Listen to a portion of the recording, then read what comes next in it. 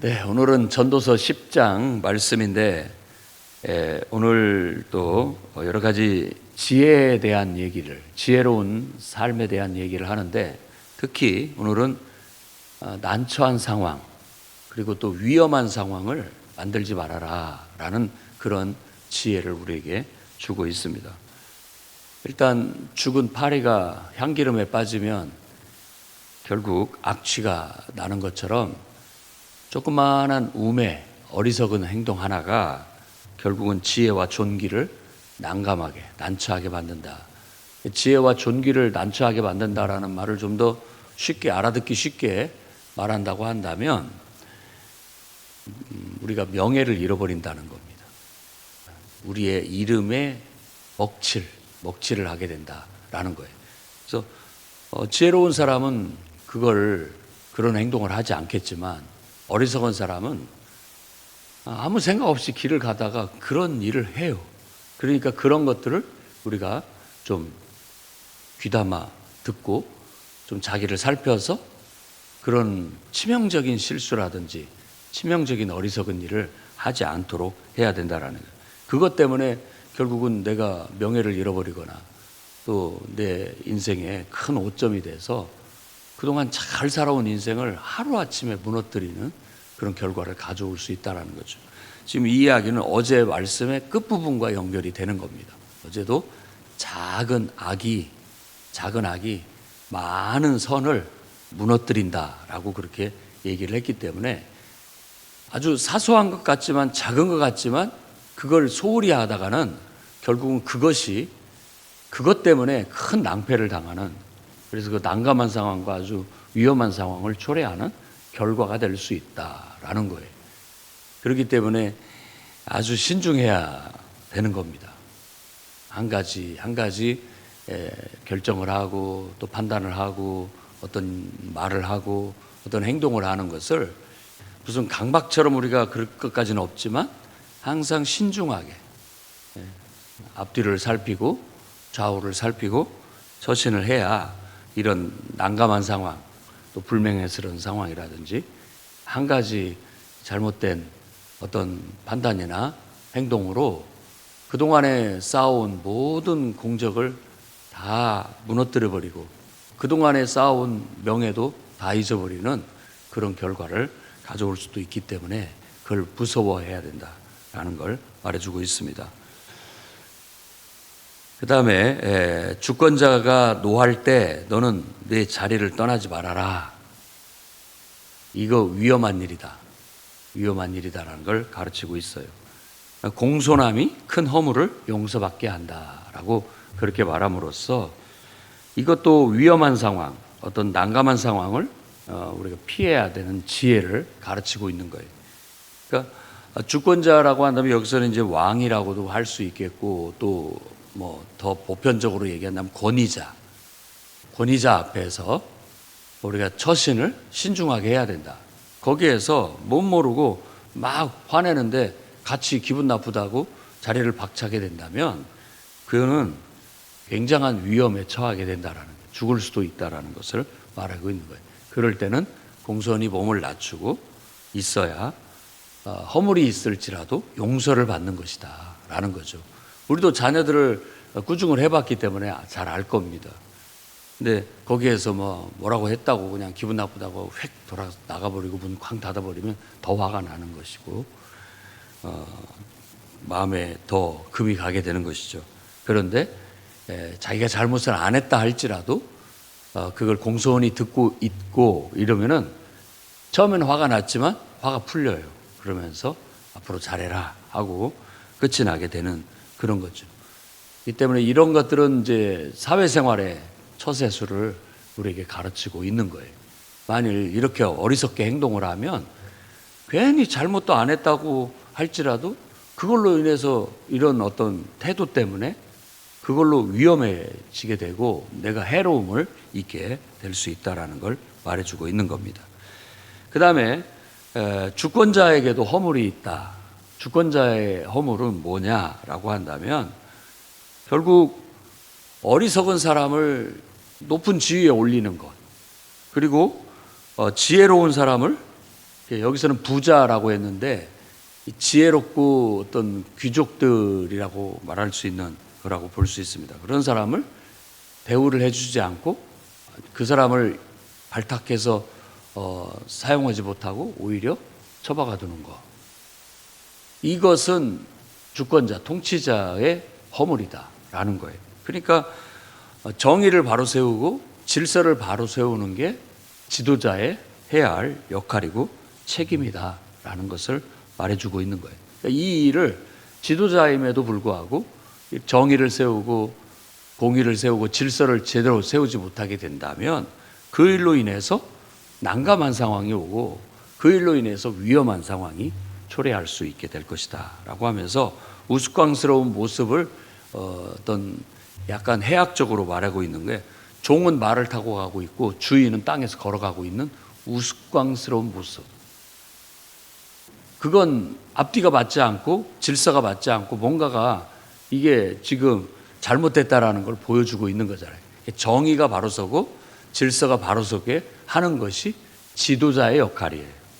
근데 그것을 제대로 하지 않게 된다면 그건 지도자의 허물이 되는 거고 그 허물은 전체 공동체를 위험에 빠뜨리고 난감한 상황에 빠뜨리고 혼란에 빠뜨릴 수 있다라고 말해주고 있는 거예요. 그래서 우리가 지도자를 위해서 기도하는 것은 그 사람을 위해서만이 아니라 전체 공동체의 삶을 위한 겁니다. 그래서 늘 기도해서 지도자가 바른 역할, 허물을 드러내지 않고 지도력을 잘 발휘해서 정의가 바로 서고 질서가 바로 설 수 있도록 그렇게 지도력을 발휘하도록 해야 마땅하다라는 걸 알아야 되겠고 또 지도자들에 대한 평가도 잘해야 돼요. 정의와 공의, 질서를 따라서 그들이 자신의 지도력을 아주 잘 펼치면 그것이 좀 우리한테 좀 나쁜 소리 혹은 좀 불편하게 하더라도 그건 잘하는 것이에요. 단지 그냥 나한테 좋고 나 편하게만 해주는 것이 지도자가 아니고 다시 말하지만 공의를 바로 세우고 질서를 다시 세우는 것, 바로 세우는 것. 그럼으로써 지도자가 지도력을 발휘하는 것이 어떤 사람에게는 좀 짜증스럽고 또 손해되고 부담이 되는 것이라 할지라도 그런 일을 하는 지도자는 자기 역할을 잘하고 있는 지도자라고 할 수 있습니다. 그러니까 판단을 제대로 할 줄 아는 그런 어떻게 보면 국민들의 시선도 필요하다고 볼 수 있습니다. 성숙돼야 돼요.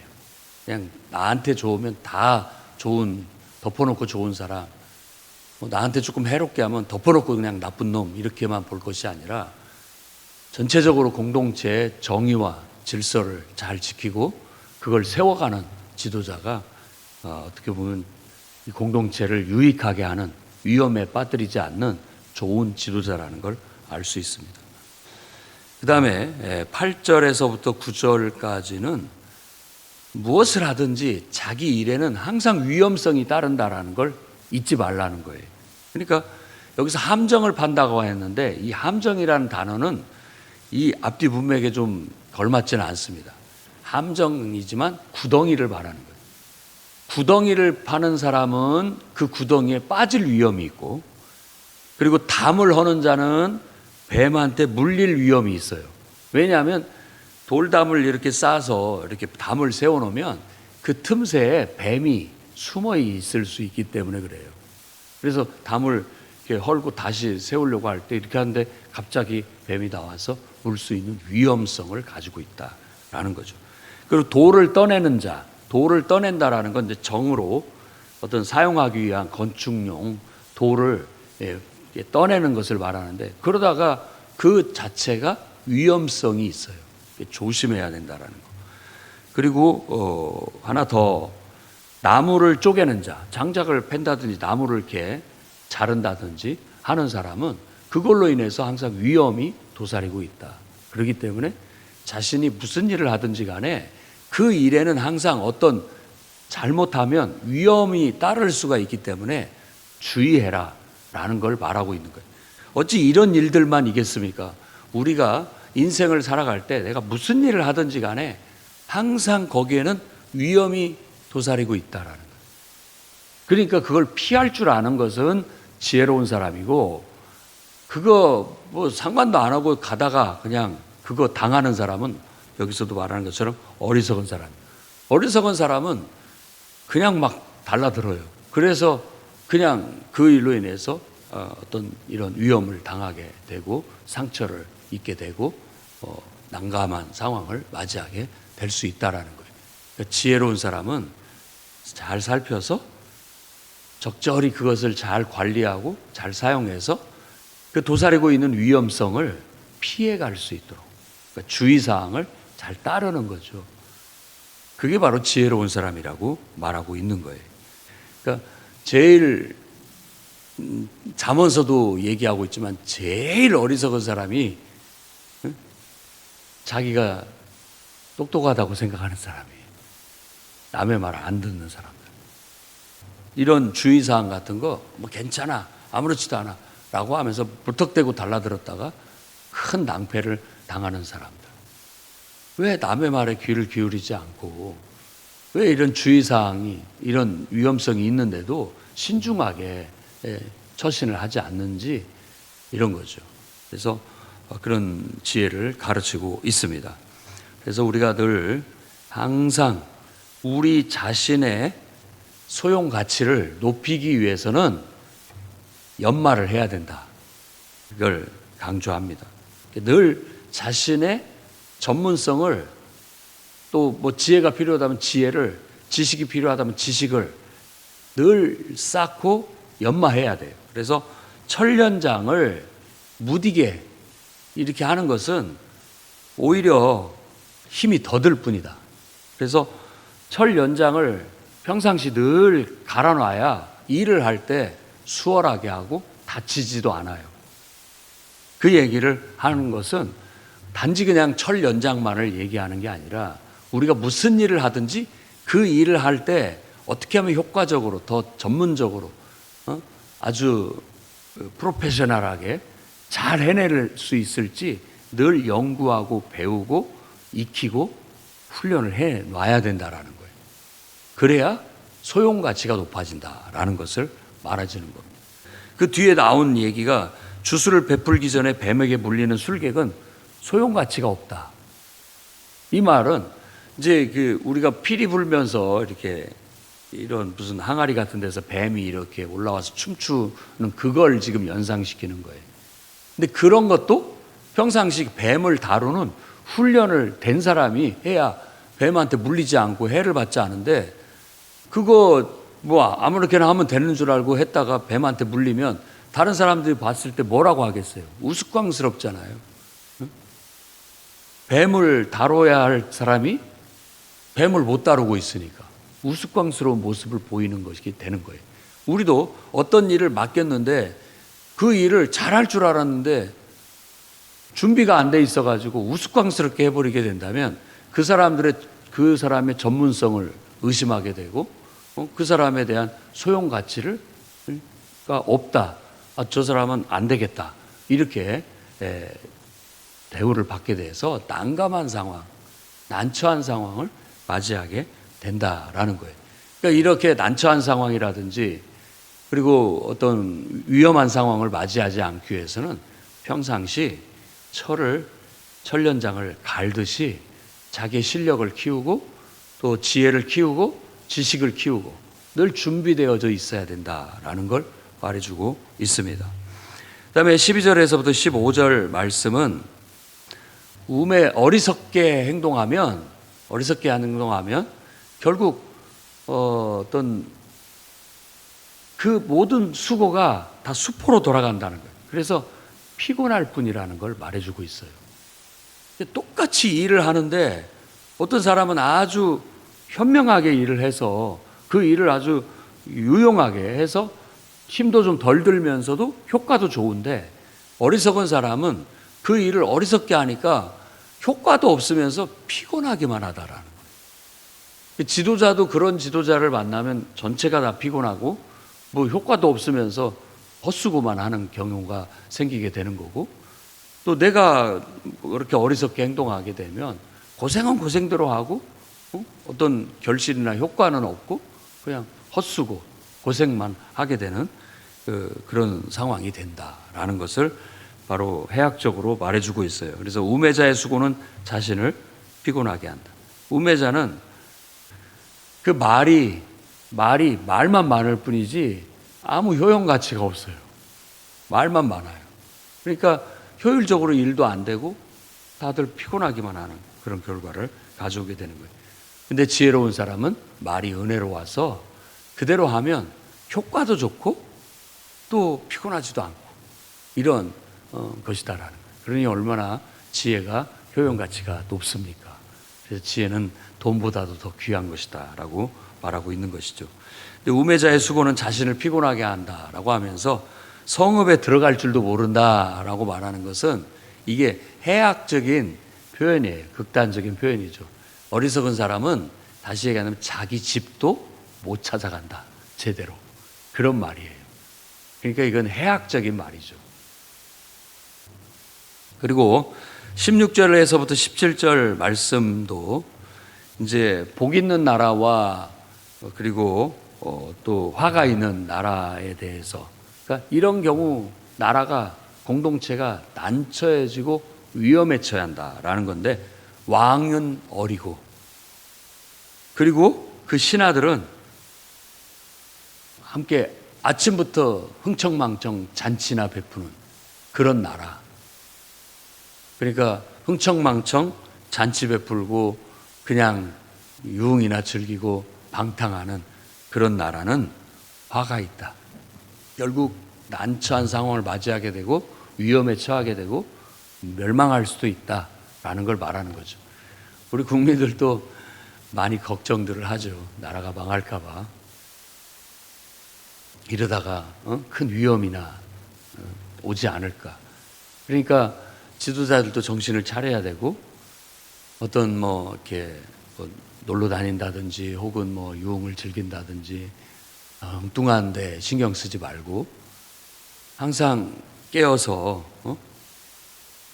질서 있게 행동하고 또 정신을 차려서 성실하게 이 나라를 이끌어가는 그런 지도자의 모습을 보일 필요가 있겠죠. 그래서 복 있는 나라는 왕은 귀족들의 아들이다. 그러니까 귀족들의 아들이라고 말하는 것은 다른 말이 아니에요. 왕이 될 만한 인물이 왕이 됐다, 이런 뜻이에요. 왕이 될 만한 인물이 왕이 됐다. 근데 어린 왕이라는 것은 준비도 안 됐는데 할 사람이 없으니까 그런 준비도 안 된 사람을 세우니까 전체적으로 기강이 안 서고 통솔이 안 된다는 거예요. 근데 될 만한 사람이 왕이 되게 되면 기강이 딱 서가지고 사람들이 질서 있게 행동하고 정의롭게 행동하니 그 나라는 복이 있다라는 걸 말해주고 있어요. 대신들이 술 먹고 흥청망청하지 않습니다. 그리고 기력을 얻기 위해 정한 때에 밥을 먹어요. 그 말은 질서가 있고 정의가 바로 섰다라는 것으로 말하는 거예요. 그래야 기강이 딱 서서 나라가 힘이 있고 또 위험에 처하지 않게 되는 그런 것이라고 말하고 있는 거예요. 그러니까 기도해야 됩니다. 위험에 처하지 않도록, 나라가 망하지 않도록, 난처한 상황에 맞이하지 않도록 다 각자의 위치에서 우리가 근신하고 깨어서 지혜롭게 처신들을 다 해야 됩니다. 국민들은 있는 자리에서 가정을 잘 돌보고 또 직장에서 자기 본분을 성실하게 잘 해내고 또 지도자들은 지도자의 위치에서 정의와 질서를 바로 세우고 기강을 잘 확립해서 나라가 막 엉뚱한 데로 가지 않고 혼란하지 않고 무질서하지 않고 이렇게 힘있게 잘 이끌어 나갈 수 있도록 각자의 위치에서 서로가 서로 해야 할 역할을 잘 해야 이런 난처한 상황이나 위험에 처하지 않게 될 수 있는 거예요.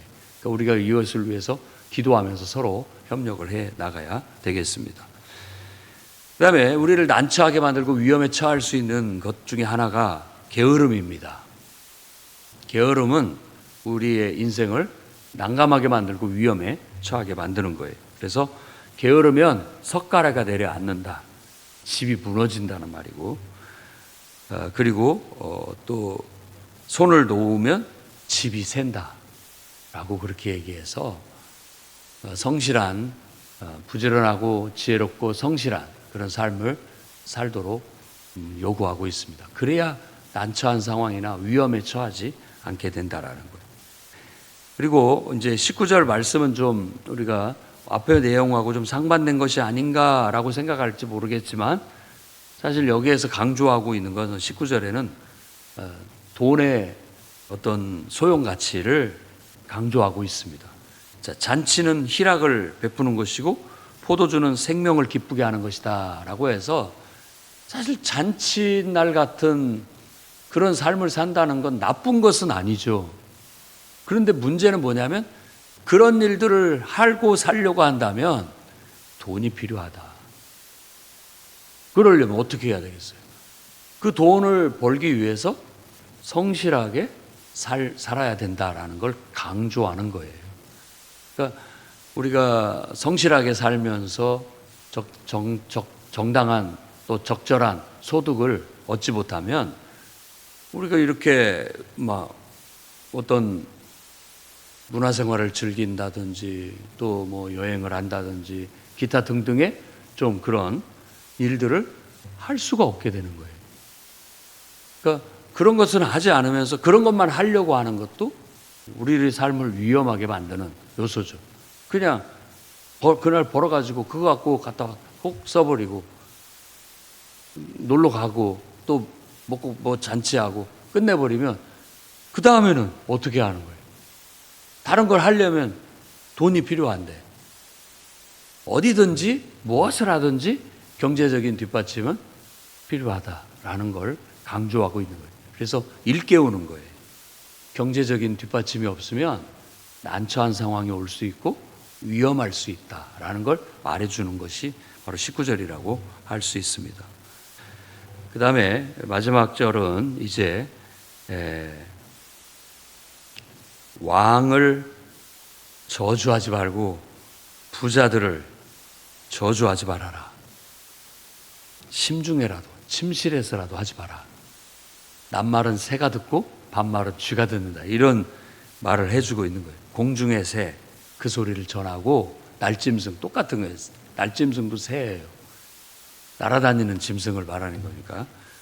혹은 그런 짐승들이 그 소리를 전파한다. 그러니까 함부로 어떤 권위자들을 욕하는, 저주라는 말은 쉽게 얘기하면 욕한다는 말이에요. 비난하고 욕한다라는. 저주하는 소리를 함부로 내뱉지 마라. 그것이 너를 난처하게 만들고 위험에 빠뜨릴 수 있다라고 그렇게 말하는 겁니다. 그래서 오늘 이 솔로몬이 전도서를 통해서 말하는 것은, 지혜로운 사람은 난처한 상황과 위험한 상황을 만들지 않는다. 그것들을 잘 피해 나갈 줄 안다라는 교훈을 우리에게 주고 있습니다. 그래서 여러분들도 살면서 조그마한 실수 하나 때문에 정말 그동안에 쌓아온 인생 다 하루아침에 무너뜨려버리는 그런 어리석은 일은 하지 않기를 바랍니다. 여러분을 위험에 처하게 만들고 늘 어려운 난처한 상황에 처하게 만드는 그런 요인들이 늘 우리 주변에는 도사리고 있다는 걸 기억하세요. 웅크리고 있어요. 뱀이 돌 속에 웅크리고 있듯이.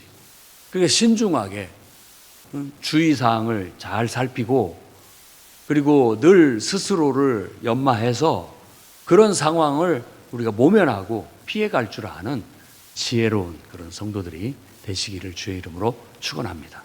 기도하겠습니다. 거룩하신 주님, 오늘도 하나님의 말씀을 통해서 우리가 지혜를 얻습니다. 하나님을 신앙하는 그 신앙을 통해서 우리가 하나님의 지혜를 얻게 하시고, 또 하나님의 정의를 배우게 하시고, 하나님의 성실함과 하나님의 그 현명함을 잘 배우고 익혀서 우리에게 허락하신 인생 사는 동안에 위험을 피하게 하시고, 또 난처하고 난감한 상황들을 잘 모면에 나아감으로 하나님께 영광 돌리고, 또 우리의 인생에도 큰 성공을 거둘 수 있도록 축복하여 주옵소서.